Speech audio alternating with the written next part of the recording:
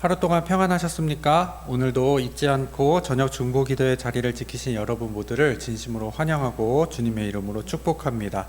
오늘 말씀을 찾아보시겠습니다. 오늘 하나님께서 우리에게 주신 말씀은 창세기 33장 8절부터 11절 말씀입니다. 화면을 보시고 함께 읽도록 하겠습니다. 에서가 또 이르되 내가 만난 바 이 모든 때는 무슨 까닭이냐? 야곱이 이르되 내 주께 은혜를 입으려 함이니이다. 에서가 이르되 내 동생아 내게 있는 것이 족하니 내 소유는 내게 두라.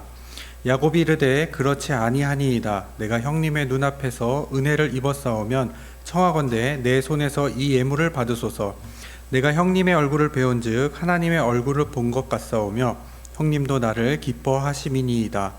하나님이 내게 은혜를 베푸셨고 내 소유도 족하오니 청하건대 내가 형님께 드리는 예물을 받으소서 하고 그에게 강권함에 받으니라. 오늘은 창세기 33장 말씀을 가지고 하나님의 얼굴을 봅니다 라는 제목으로 말씀을 전하겠습니다. 힘들고 어려운 가운데에도 믿음을 지키고 하나님을 붙잡는 여러분들에게 하나님의 얼굴을 보게 되는 귀한 은혜가 있기를 주님의 이름으로 간절히 축원합니다. 창세기는 하나님의 창조 사역과 더불어서 사람들의 역사가 어떻게 시작되었는지, 또 인간의 타락과 하나님의 구원 사역이 어떻게 이루어지는지를 우리에게 보여줍니다.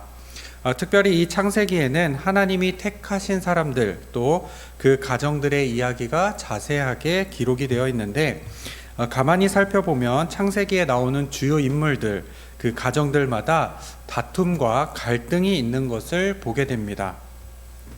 우리가 잘 알고 있듯이 가인과 아벨의 갈등과 다툼이 있었습니다.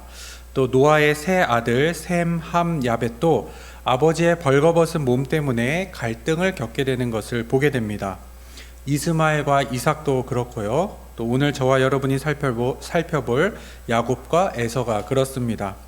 창세기의 마지막을 장식하는 요셉과 12 형제들도 다툼과 갈등으로 인하여 사건이 발생합니다.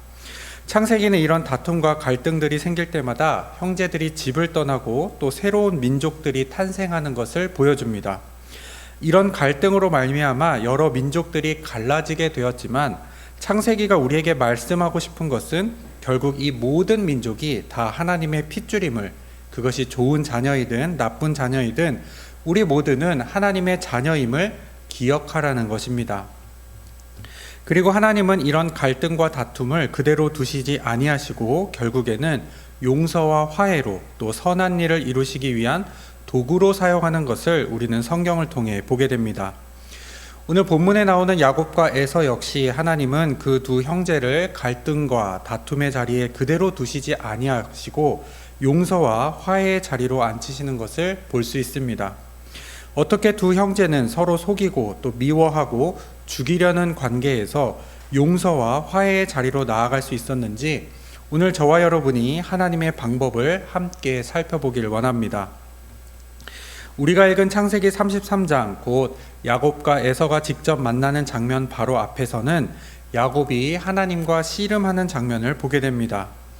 이제 다음 날이 되면 자신을 죽이려는 형 에서를 만나야 하는 야곱은 잠을 편히 이룰 수 없었습니다. 자신의 식구들을 강 건너편으로 보내고 홀로 남아 장막에 있으면서도 평안히 있지 못한 채 결국 야복강 나루에 앉아 밤을 지새웁니다. 그때 천사가 나타나 야곱과 씨름을 하죠. 해가 떠오르려 하자 천사는 급하게 떠나려고 하고 야곱은 이 천사를 붙잡고는 자신을 축복해달라고 합니다. 야곱의 이런 요구에 천사는 이스라엘이라는 이름을 지어주고는 홀연히 사라집니다. 야곱은 천사가 사라지고 난 뒤에야 그가 하나님이었음을 깨닫고 그곳의 이름을 브니엘이라고 부릅니다. 하나님의 얼굴이라는 뜻입니다. 야곱은 하나님의 얼굴을 본 것입니다. 그런데 여러분들은 성경에서 이런 말씀을 들어본 적이 있으실 것입니다. 하나님의 얼굴을 본 자는 죽게 된다. 출애굽기 33장 20절에서 하나님께서는 모세에게 이렇게 말씀하셨습니다. 또 이르시되 내가 내 얼굴을 보지 못하리니 나를 보고 살 자가 없음이니라. 야곱 역시 이 사실을 알고 있었습니다. 그래서 그는 창세기 32장 30절에 하나님을 만난 장소를 브니엘이라고 부르면서 내가 하나님과 대면하여 보았으나 내 생명이 보전되었다라고 고백합니다. 하나님을 마주대했던 야곱은 죽을 줄 알았지만 자신이 죽지 않음을 보고서는 놀라서 고백합니다. 죽어야 하는 자리에서 생명의 자리로 나아가게 된 것입니다. 그런데 오늘 저와 여러분이 읽은 본문에서도 야곱이 형 에서를 만나면서 비슷한 일이 벌어집니다. 형을 만나게 되면 큰 다툼이 있을 줄 알았는데, 자신을 죽이려 들 줄 알았는데, 자신은 죽을 줄 알았는데 어떠한 장면이 펼쳐집니까? 창세기 33장 4절 말씀입니다. 에서가 달려와서 그를 맞이하고 안고 목을 어긋 맞추어 그와 입 맞추고 서로 우니라. 죽자고 덤벼들 줄 알았던 형 에서가 야곱에게 달려와서 그를 맞이하고 서로 껴안고 입 맞추고 펑펑 웁니다. 피와 죽음의 자리가, 갈등과 다툼의 자리가 화해와 용서의 자리, 눈물의 자리가 되었습니다. 죽을 줄 알았던 자리에서 생명의 자리로 나아가게 됩니다. 회복의 자리가 됩니다. 그러자 야곱은 형 에서를 바라보면서 10절 말씀에 이렇게 고백합니다. 내가 형님의 얼굴을 배운즉 하나님의 얼굴을 본 것 같습니다. 그 전날 하나님의 얼굴을 배웠던 자리, 곧 브니엘의 자리를 형 에서를 만난 자리와 동일하게 여깁니다. 야곱 인생에 있어서 평생의 걱정거리, 고민거리였던 형 에서, 밤새 잠을 못 이룰 정도로 근심거리였던 에서의 얼굴에서 야곱은 하나님의 얼굴을 보게 됩니다. 하나님의 얼굴을 보고 죽어야 했던 야곱에게 오히려 복을 주시고 생명을 주셨던 그 하나님의 얼굴을 형 에서의 얼굴에서 찾습니다. 에서가 누구입니까? 야곱이 속였던 자입니다. 그래서 야곱의 생명을 해하려 했던 자입니다. 야곱을 죽일 듯이 미워했던 자입니다. 야곱의 원수이기도 합니다. 걱정거리입니다. 마음의 근심입니다. 인생의 큰 고난, 산과 같은 존재입니다. 그런데 야곱은 형에게서 하나님의 얼굴을 찾습니다.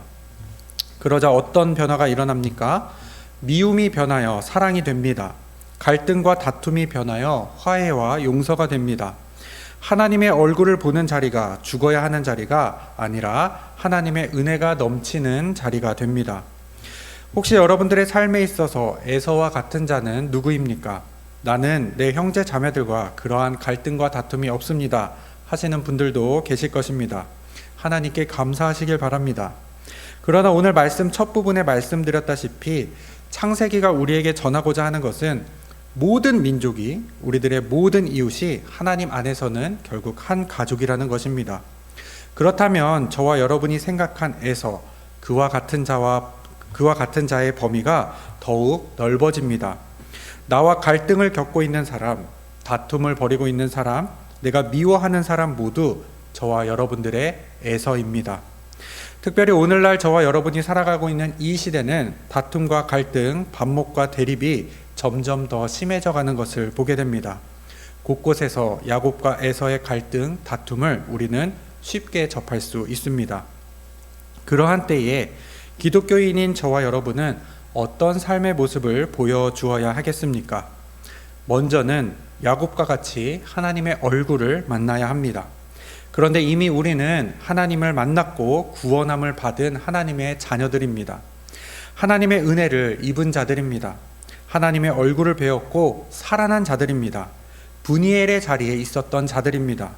그렇기 때문에 이제 저와 여러분은 우리들의 에서에게서 하나님의 얼굴을 볼 수 있어야 합니다. 저와 여러분이 하나님을 만났던 자리, 하나님의 얼굴을 보았던 브니엘의 자리를 우리들의 삶의 자리로, 특별히 갈등과 다툼이 일어나고 있는 자리로 끌고 와서 화해와 용서의 자리, 생명의 자리, 평안의 자리로 만들어야 합니다. 사랑하는 꿈마을 엘림교회 성도 여러분, 우리는 교회 안에서 또 성경 말씀 속에서 예배를 통해서는 하나님을 만나고 하나님의 얼굴을 배웠고 또 은혜를 받는 것에 익숙합니다. 브니엘의 자리에 머물면서 신앙생활하는 것은 여지껏 잘해왔습니다. 하지만 하나님께서 우리에게 바라시는 것은 우리들의 이웃에게서도 또 나와 다툼, 갈등을 겪고 있는 에서와 같은 자들에게서도 하나님의 얼굴을 찾아내는 것입니다. 브니엘의 자리를 우리들의 삶의 자리로 가지고 와 그곳에서 임하시는 하나님을 만나고 은혜를 경험하는 것을 하나님이 원하십니다. 그래서 저와 여러분이 하나님을 만남으로 구원을 받았듯이 생명의 자리로 나아갔듯이 이제는 저와 여러분을 통해서 우리의 이웃들이 생명의 자리로 나아가게 되는 것을 하나님은 간절히 원하고 계십니다. 코로나19로 인하여 우리들의 삶에 큰 어려움이 찾아왔고 또 이로 인한 다툼과 갈등이 더욱 심해지는 어려움 가운데 있습니다. 이런 가운데에 우리는 하나님의 얼굴을 보아야 합니다. 또한 우리들의 이웃에게서 하나님의 얼굴을 볼 수 있어야 합니다. 그렇게 되었을 때 그런 저와 여러분을 통해서 갈등과 다툼의 자리가 화해와 용서의 자리로 변할 것입니다. 미움이 변하여 사랑으로 이루어지는 자리가 될 것이며 반목과 불신이 변하여 화합과 일치를 이루는 자리가 될 것입니다. 하나님의 얼굴을 먼저 본 자들과 같이 여러분들의 삶의 자리에서 만나게 되는 에서를 미워만 하지 마시고 그에게서 하나님의 얼굴을 보며 먼저 다가가 용서를 구할 줄 아는 저와 여러분들이 되기를 원합니다. 그리할 때 여러분들의 삶의 자리가 하나님의 은혜를 경험하게 되는 브니엘의 자리가 될 줄로 믿습니다. 여러분들을 통하여 이 땅 곳곳에 브니엘의 자리가 넘쳐나게 되시기를 주님의 이름으로 간절히 축원합니다. 기도하겠습니다. 하나님 아버지 감사합니다. 먼저는 우리들을 만나주시고 또 죄로 인하여 죽을 수밖에 없는 우리들을 구원하여서 생명의 자리로 옮겨주신 은혜에 감사를 드립니다. 우리들이 생명을 얻었던 그 자리, 주님을 만났던 브니엘의 자리가 우리들의 삶의 자리에서도 나타나기를 원합니다. 특별히 코로나19로 인한 어려움이 계속되고 있습니다. 이런 가운데 이 땅에 다툼과 갈등 또한 심해지고 있습니다. 주님의 은혜가 필요한 자리가 너무나도 많습니다.